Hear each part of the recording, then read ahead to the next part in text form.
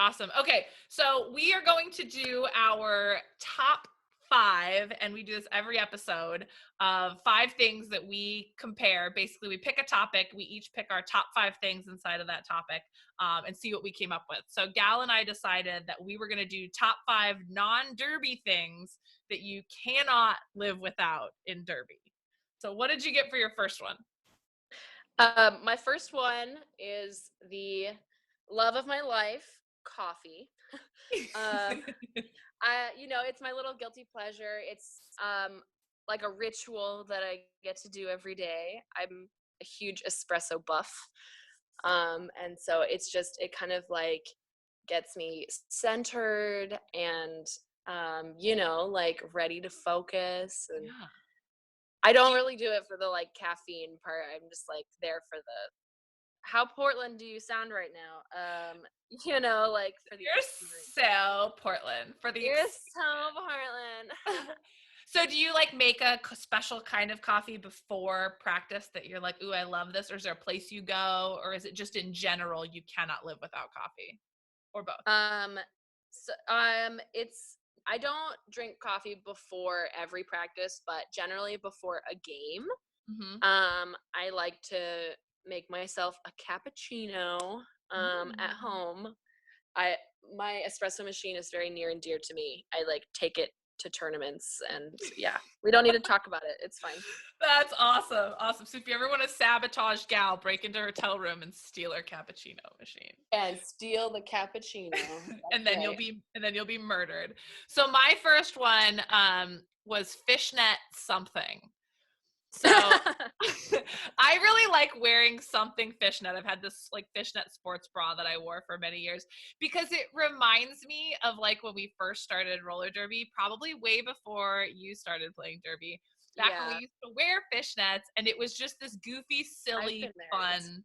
You know, right? You've worn fishnets before. So I like wearing something fishnet so that when things get too serious, I can like look at it and remind myself that it's not that fucking serious. I love that. Yeah. It's like my little token under my shirt. I have a little secret. I have a secret. Do you want to see it? Cool. What's your next one? This one's a little weird. I put nail clippers. Oh. Because like if your nails are too long, it's just not a good time when you're playing roller derby. Toenails, that hurts. Fingernails, that hurts other people when you scratch them. Yeah. So I just said, you gotta keep those nails clipped. Yeah, you got to keep them clipped. And then if you have a buddy that's all scratching you up, you can be like, homie, here's some nail clippers. Like, yeah, literally happened to me yesterday. So awesome. I love it. My second one was antibacterial spray. I'm glad that like you matched my level of kind of gross. Well, I know, right? That's perfect that our second one was both hygiene related. Yeah. I've actually been voted smelliest gear in multiple different leagues before. And it's just, tasty. It's just smelly. So I try to at least do my best in some way to like, not get a rash or smell too bad. So I got to have that in my bag.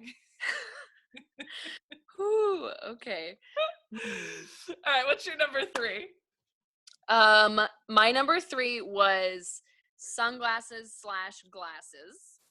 Okay. Because I always need to wear sunglasses when I'm driving to practice because it's sunny out, and then I always have to wear my sight glasses driving home at night. And so it's a very, very important part of my day. So you've learned that you have to pack both, otherwise you're really sad. Like if you leave practice and you're like, exactly. Well, Grandma's going to drive home. One glasses case. I have my sight glasses in there on the way, and then I switch them out on the way back. Nice. Awesome. Yeah. It's important to have systems, people. Yeah. My next one was KT tape. Because I feel like it's really multifunctional, right? Like you can tape your body together if it hurts. You can like tape over something if you have like blisters. It's just always like a handy thing to keep in the bag. Yeah. Yeah. Okay, what's your fourth one? My fourth one, going with the trend of being very Portland, would be kombucha. loud and proud over here. I always, without fail, am very, very nauseous before games, like crippling nausea. And so I have to bring like a ginger kombucha or something to drink so that I can get through the pre-bout jitters. The coffee helps with that too, but mostly kombucha. The kombucha, you gotta like settle the stomach a little bit, you know? Yeah, the ginger helps for sure. Yeah. So in the drink, so I love that we're on the same page. So in the drink category, mine was actually electrolyte packets. Because like I sweat so much and I lose so much liquid when I skate. When I first started playing roller derby, I would have migraines for days after I was skating. And I finally learned like, oh, if I just pound a shitload of electrolytes, I don't get dehydrated, I don't get headaches. So that for me is like a must have if I want to survive multiple days. Yeah, just pounding it. Do you even electrolyte, bruh? Dude, I gotta get my sups in, man. Okay, what's your last one? I have to like narrow it down between 3. Gal came with a list. My listeners, Gal came with a list of like extras just in case she wanted. Just in case. It's good. I'm gonna have to say peanut butter. Nice. Because peanut butter is like always there for me when I need that extra little bit of protein. I put it in my oatmeal every morning to start my day. I, eat it with banana before practice. I always have peanut butter, like protein bars. It's just like always there for me. Yes. And I used to hate peanut butter as a kid. Like I thought it was the most disgusting thing ever. But I 2 years ago, I moved in with 2 people who used to live in the Midwest, and they like didn't really leave me an option. They it's like a food group for them. They the food groups are milk, peanut butter, and casserole. Yeah. So that's where we're at. That's amazing. I really love peanut butter. I'm actually not allowed to have it in my house because I'm not responsible with it when I'm alone. Like I love peanut butter so much that like if it's here, it's only here as a full jar and then an empty jar. Like there's no in between. Like there's no such thing as eating like 2 tablespoons of peanut butter. It's like all of a sudden I'm like, how did I just eat 4,000 calories with the peanut butter? I've just learned to just not have it.